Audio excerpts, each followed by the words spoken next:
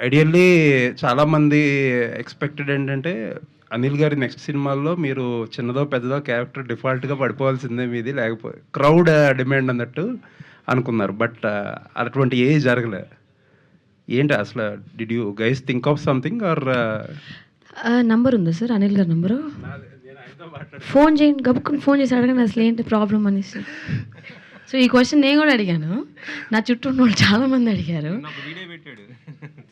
భలే ఫన్నీగా ఉండింది. జీవి ప్రకాష్ని మట్టిలో పాతేసి అలాంటివన్నీ అనిల్కే వస్తుంది అలాంటి ideas. It's not like that అండి. Maybe he wants to give me a right role అనుకుంటాను. He's a director.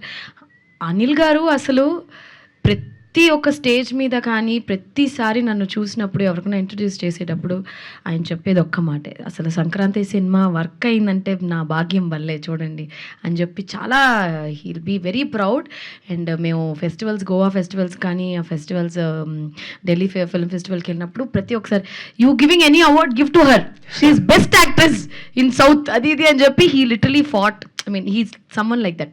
సో ఖచ్చితంగా ఐ థింక్ సంక్రాంతి 2 అయితే ఈసారి రాలేదనుకుంటా. మేబీ దీనికోసం వెయిట్ చేశారేమో, సంక్రాంతి 2 తీద్దామనే ఒక ఇంటెన్షన్తో. But again he's now doing with Venky garu and Kalyan garu with different story.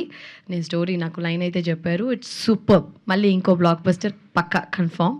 So I'm also hoping Anil గారితో ఇంకో సినిమా వర్క్ చేయాలని. దేవుడి దయ వల్ల త్వరగా జరిగితే ఆల్ ది బెస్ట్ అండి అందరికీ హ్యాపీ. ఐశ్వర్య గారు,